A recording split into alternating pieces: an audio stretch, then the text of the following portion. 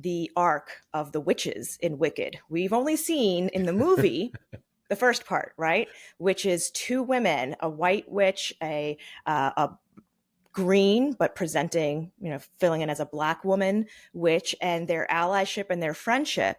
And them both hearing from the Wizard of Oz the direct quote that what the people really need to come together is a good enemy. Dun dun. Right? That line really hit the weekend before the election. But part two isn't coming out till end of next year. And how that allyship plays out, readers and watchers of the musical know, but it's a moment. And that was the fact that they cast Elphaba Don't spoil it. No, they cast Elphaba as a black woman in the first one, and a black woman who was so deeply talented, and her voice and everything she's done, and that the black woman is the one standing up for justice and what is right. I'm Nayyera Hawk. Hey, I'm Jamal Simmons. It's good to be here. How are you, Nayyera? I mean, it is going to be an interesting 2025. I am personally ready to close a chapter on 24. It was a weird year. It was a weird year.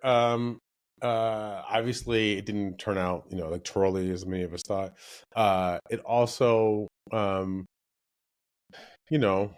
it's just all of it was kind of strange. But the lead up to the campaign was nuts. There was just a lot of things that happened. Yeah, the politics were strange. I remember a big part of 2024 thinking, oh my God, are we seriously doing this again? Didn't we just do this 4 years ago? Can't we have something feel different? And whoa, wait a second. Things suddenly started to feel different. But to help level set with all of our listeners right now, you and I both came to this with a couple of things that we thought were big moments for 2024. Why don't you get us started off, Jamal? All right. So, there are lots of things that happened. Welcome to the show. It's good to be here on Trailblaze with you, Nayyera, and all the people who are listening. I have been thinking about this for the last couple of weeks because the year is going by. I also, I'm thinking a lot about next year. I want to be positive, but as you said, we got to tie a bow on last year. So there are a couple of things that happened last year.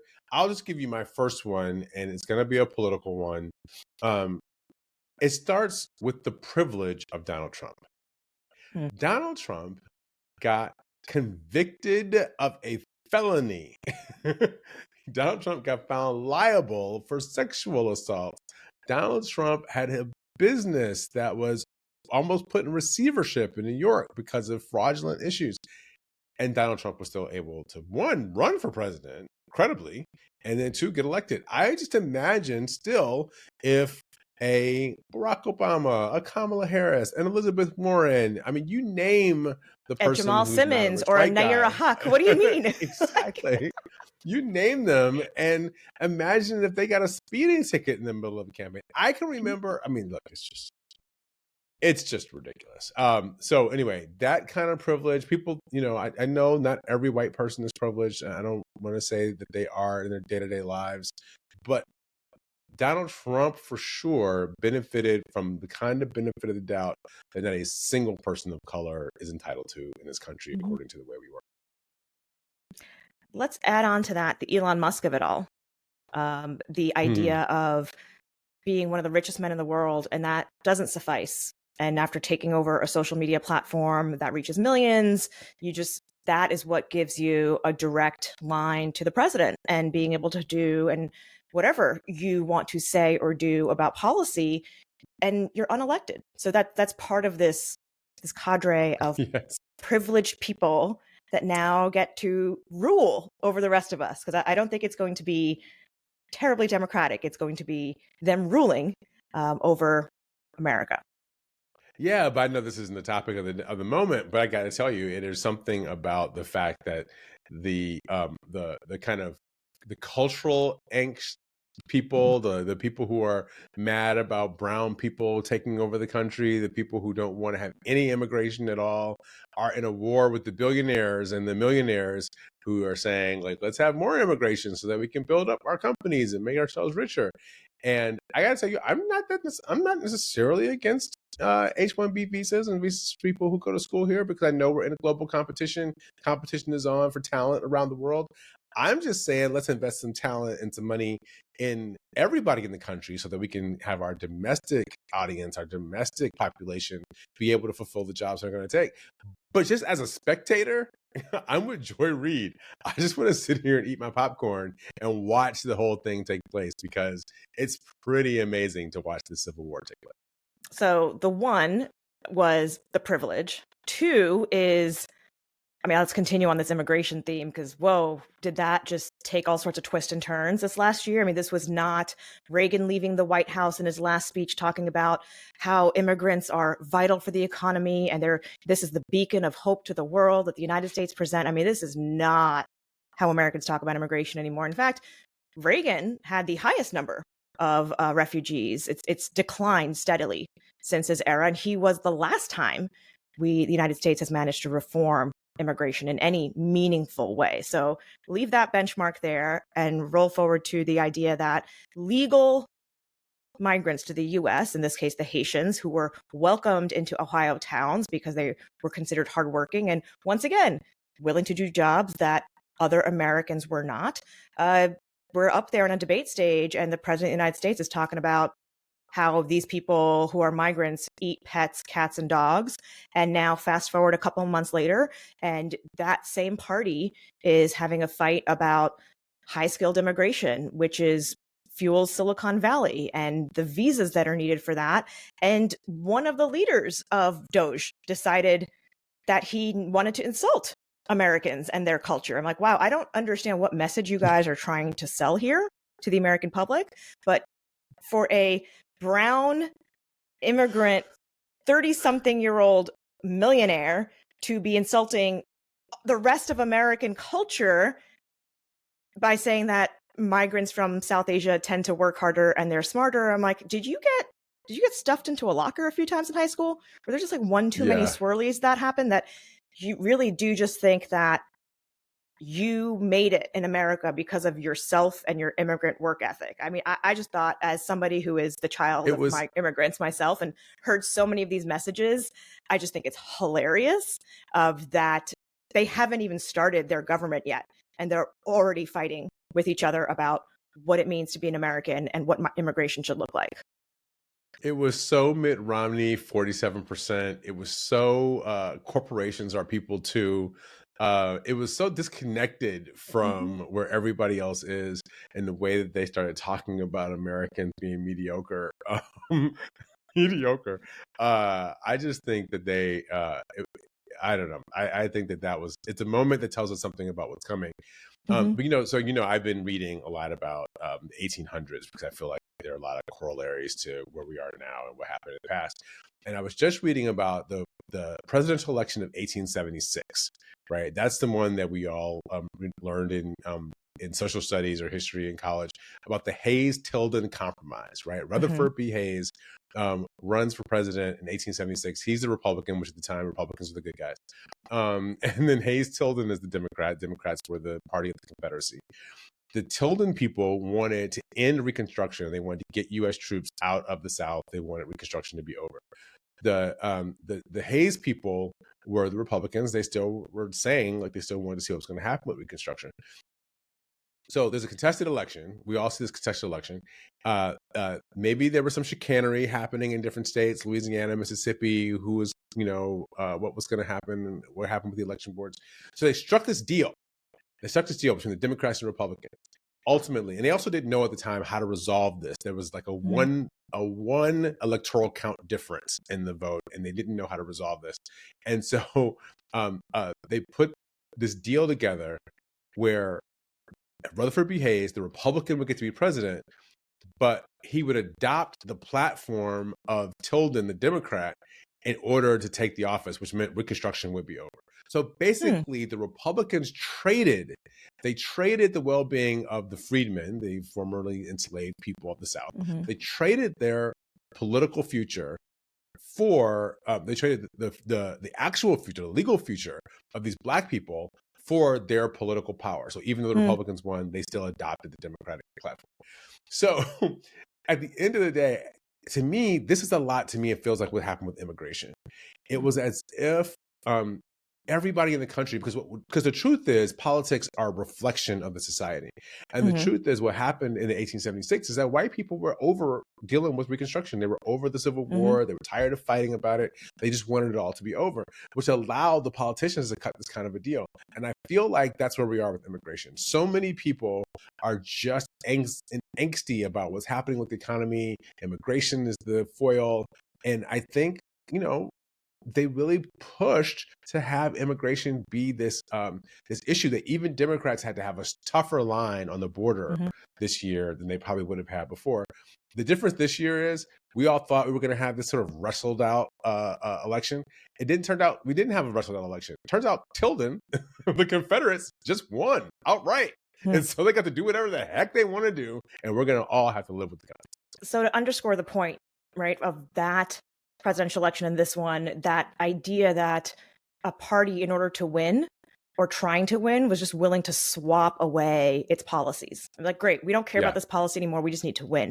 And I think that's an argument a lot of Democrats are making right now, which is winning is more important. The challenge is that if people don't know who you are and what you stand for and what your belief system is, it's impossible to be authentic. It's impossible to win. But that's fundamentally the challenge that we've had with immigration, right? Who could be more strict, more conservative, more to the right in this last year. And so that as a topic was a wash for Democrats. And if anything, the agenda and the narrative had been set by Trump and the Republican Party. And what we're seeing now is that some of these things are popping up. The realities are popping up of policy that don't fit the story that everybody had been told. Yeah. And for example, H-1B visas are given for high-skilled migrants. And they are given when after companies prove they cannot and have tried to hire domestically. We have the same challenge with agriculture workers. And so this is where companies and CEOs say, we don't have the workforce here in America. American innovation is something different. But when it comes to the plug and chug and just the experience of getting the stuff done, whether it be at a chicken plant or whether it be at a corporate farm, bot farm, we don't have that in the United States right now. So that goes to your investment and innovation front. But the problem solving in real time that skill is not there in the Trump administration right now. You close on one point that I want to bring forward for us, right? So point one, the word was privilege. Point two, the word was immigration. Point three, I want to go with the word mandate because we hear it a lot and it's not holding up to the data. And I think it's a dangerous thing to just adopt as we head into 2025, that Trump, the Confederacy, whoever has a mandate to do whatever they want. It is a win. Democrats have acknowledged the win. All sorts of centrists and non-political people have acknowledged the win. We're like, we get it. There is no election denialism here about the Trump winning. However, it is the lowest popular vote margin in recent history by far. Right. So 1.4% of people at the end of the day, when all the ballots were counted, favored Donald Trump. So that is not a mandate. That is still a very divided country when it comes to preferences about policy, preferences about leadership. There are many ways to move forward, but a mandate, it is not. So I like to say that it is, it's decisive, right? It's not necessarily a mandate, but it is decisive. And that's because you saw them win, all three branches of government, or the three political branches, right? The White House, the Senate. And so that part was the part that was surprising. So if you see that, that decisiveness is important. But here's the part where it's really not a mandate, and it's really not even a vote for this. Donald Trump told people in the election he didn't know anything about Project 2025.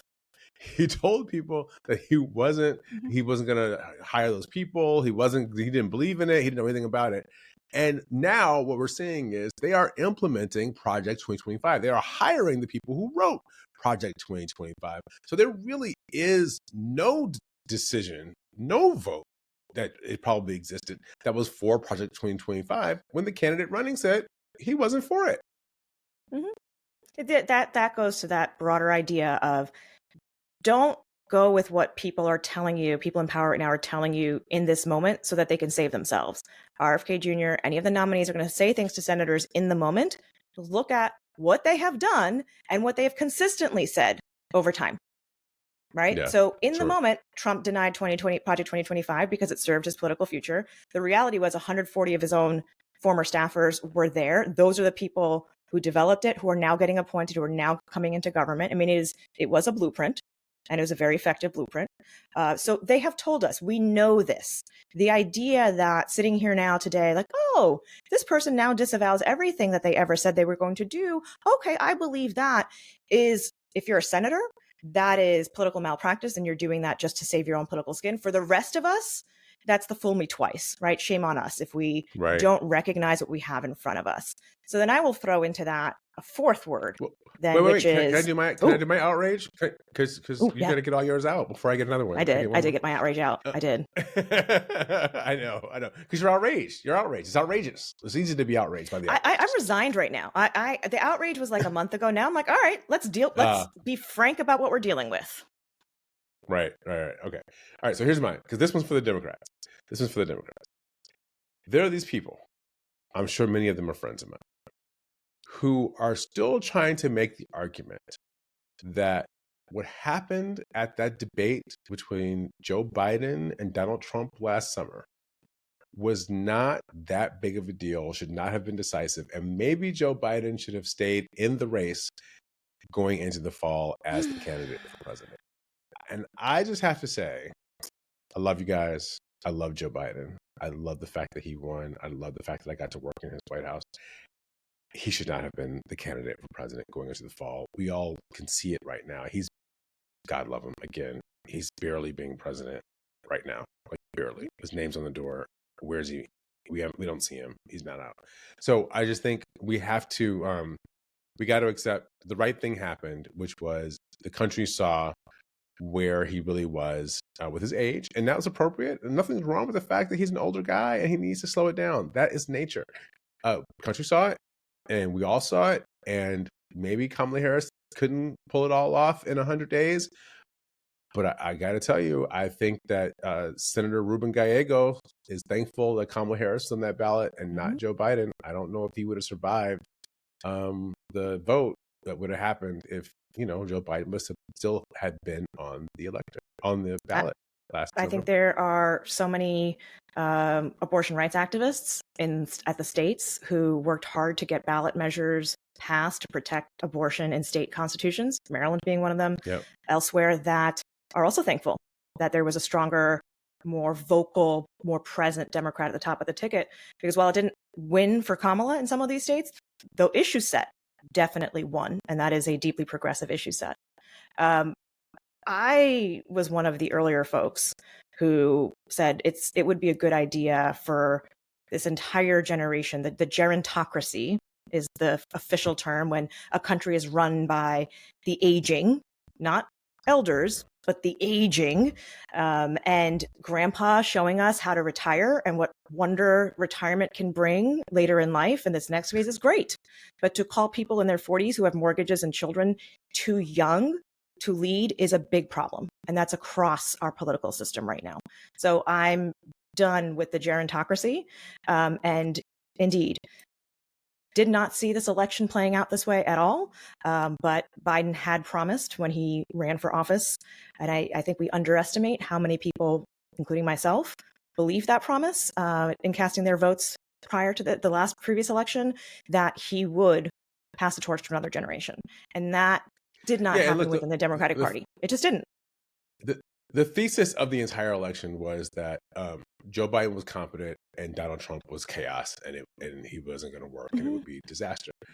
But once we saw that Joe Biden might not be as competent as we thought, you kind of lost the thread, right? Like, I'm not sure that we can make the argument we were trying to make, which is that maybe his body's slow, but his mind is still agile. We didn't see that. And so once that happens in that big way, you just kind of got to make a pivot and make a move. And we did the best we could with what we had, which is all you can ever do. So God bless them, and God bless us all, because we're going to need it. You have one more outrage? No, but that was number 4, I think, right? That's the debate moment, but also just the broader challenge of dealing with aging politics, right? And moving forward. I have one, so I guess this is 5, where we're at, is women who took back their power. And it's not just in politics, right? We've talked about abortion rights so many times on this show, and that continues to be a winning issue for Democrats, generally speaking. But But there were several pop culture moments that stuck out to me also, separate from the fact that Kamala Harris actually did get the nomination and the party coalesced around her, which I did not believe the party was going to be capable of doing that. Let's be real. I was like, this party, I was like, wow, you guys actually backed her up. How about that? That's kind of shocking and amazing to me. I But will say women basically made that happen. Women basically put their, especially women of color, put their foot down and stomped like any opposition to that idea out of the that you're gonna get rid of the only other person elected on the ballot, which was Kamala Harris as vice president, and replace it with who?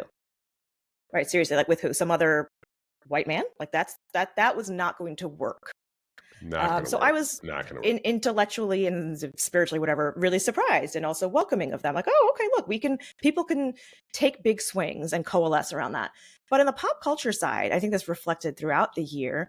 I watched the Simone Biles documentary, Rising, and watched it during the Olympics, and her comeback and her frank talk about what it means to go through a mental health crisis and how that impacts not only your work, but everything in your life and your self-image. And her opening up in that way and then coming back and winning all of it, right? It was such a wonderful story and example of resilience, but the resilience that comes with taking care of yourself, understanding what you're good at, what you're not. That whole thing was just amazing and beautiful to see. And my second part about women claiming their power, and this one remains unsolved right now in pop culture, and that is the arc of the witches in Wicked. We've only seen in the movie the first part, right? Which is two women, a white witch, a green but presenting, filling in as a black woman witch, and their allyship and their friendship, and them both hearing from the Wizard of Oz the direct quote that what the people really need to come together is a good enemy. Dun, dun, dun. Right? That line really hit the weekend before the election. But part 2 isn't coming out till end of next year. And how that allyship plays out, readers and watchers of the musical know, but it's a moment. And that was the fact that they cast Elphaba Don't spoil it. No, they cast Elphaba as a black woman in the first one, and a black woman who was so deeply talented, and her voice and everything she's done, and that the black woman is the one standing up for justice and what is right. Deeply, deeply powerful moment. And to see that visually and then to see that be welcomed across the country, that for me was actually a great moment. So I wanted to, at least my part, not close with outrage. We have a weird pop culture moments for women this last year. Yeah, we have a weird thing in our culture about this, and I just think it's it's the Oprah thing, it's the magical Negro thing, right?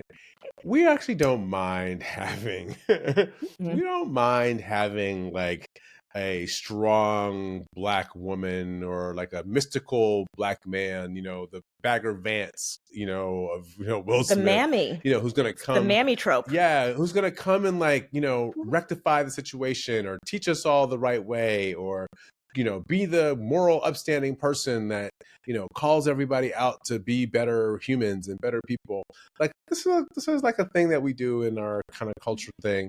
And so we believe in this idea of having these black women, these women of color who are our spiritual guides, right? Who are the ones who are going to kind of take us to, like, call us to be better selves. But we don't like them to lead. I think we're still not quite okay if they are, once our better selves get going, that they actually run the show. And I think we still have not made peace with the fact that these women who, have raised so many of us also can be in charge of the country. Oprah and Michelle Obama deciding not to run for president. They deeply, deeply popular until women asked for more power. All right. And the last thing about the Witches of Wicked. Last thing about the Witches of Wicked is the stage version very much talked about anti-Semitism. Idina Menzel, beautiful voice. She was Elphaba, but the characters and the who gets cast, they've chosen to lean into the identities they bring. So it's a slightly different version of how things are seen, and the choice and to lean into the actress's Black identity, I think, was also very well timed and powerful. Yeah, no, I thought right before I took my nap, I thought it was really good because I went to go see it with my kids. And I will tell you, I have become that Really? parent that's in the corner, knocked out for 30 minutes during the Did movie. you did But you? when I I got mean, but when I woke up, it was great. I really I liked it. mean, were you there for Defying Gravity? Were you awake for that? You don't even know what I'm talking about, do you? Doesn't Okay, moving on. What's your does not thing? feel What's your thing? doesn't feel familiar. But mine is also I think a Disney movie is so here's my beef from the year. I huge fan of Moana, right? It's like Mm, maybe my favorite Disney movie, Moana. I see. I think I Moana know where this is going. and Encanto. Encanto is Hmm. my other one, who is like those are like my two favorite. I spend a lot of time, as you guys have now figured out between the two of us. We have these small kids. We spend a lot of time watching bad cartoons, and then so when These there's a are good good cartoon ones. movie, Yes. Yes. when there's a good one, like I love it. I just Hmm. I just delve right into it. Love Moana too. Here's my problem: no Lin-Manuel Miranda, right? And so when we lost the Lin-Manuel Miranda written songs, God bless the women and the people who wrote the songs. They did a good job, but there's no "You're Welcome." No, no. There's Shining. no Yeah. There's no bop. yeah, There's no bop that came out of it. there's no song that I walked out of there still singing, and today I still Hmm. have on, I'll pick up Hmm. and play when my kids are getting in the bathtub to like get the movie. Like there's not really a Moana 2 soundtrack Mm-mm. like hit that's just jumping off Mm-mm. the page of me. So I will say, for all the people who are writing the next cartoon movies, just go hire Lin-Manuel Miranda. I don't care how much it costs. Spend the money. We'll like He it. was an The executive audience will love producer it. for this. I just don't think he wanted to do it. Well, what I read was he said that it was never an opportunity because this was supposed to be A TV a series. series. Moana Yeah. 2 was supposed to be like a show on Disney 2, so it was not the same kind of thing. And they've been figuring this out since 2020. And so now, when they did it, it just wasn't like, oh, should we have Lynn or not? But I'm just saying he should have co-wrote. They should have at least had a couple of like Lin-Manuel Miranda like headbangers to make us all feel With better. a slight caveat, Throw them he in can at the write end. them. He could write them, but he doesn't need to sing all of them. Actually, in fact, it's better if he doesn't sing all of them. He doesn't have the best voice out of all of them. But Dwayne The Rock storyteller and doesn't have writer. a great voice either. Right.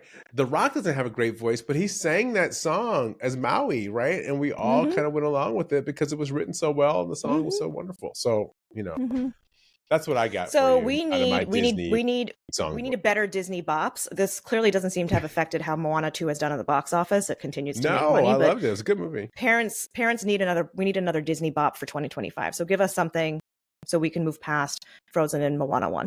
That's my request for 2025. Well, we'll tell you this. Okay, so since we're on this, here's my last thing on Disney movies. I know we're way afield from politics, but hopefully people still like this part.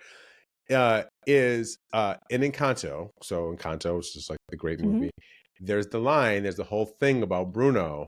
And one of my rules now, and as I write and think about politics and talk to young people, is sooner or later we're going to have to talk about Bruno, Yep. right? Like we don't talk about Bruno, but we're going to have to. People want to not talk about the thing that's uncomfortable. They want to not go into the thing that's a little sensitive. But if you're actually going to connect with the people, you're going to have to talk about Bruno, or we're going to have to get the uncomfortable. The irony is that whole song about people saying we don't talk about Bruno. They are talking about Bruno. They're talking about not talking about Bruno. And this is exactly what happened this last election cycle. Everybody was talking about it. They just didn't do the things and confront it when they came out in public on camera. Just saying. Way to bring it home. I like the circle. Okay, that's very good, Nayyera. Those are our outrages for the year. I think we got a bunch of stuff that people could talk about. Whether we're talking about Joe Biden, or we're talking about Trump's privilege, or we're talking about immigration, or we're talking about Disney movies. There's a lot to be outraged. Yeah. Next year, there's more to be happy about, right? We're gonna find some things to. Celebrate. I think you might have jinxed us by saying that. So let's just wrap while we're up ahead.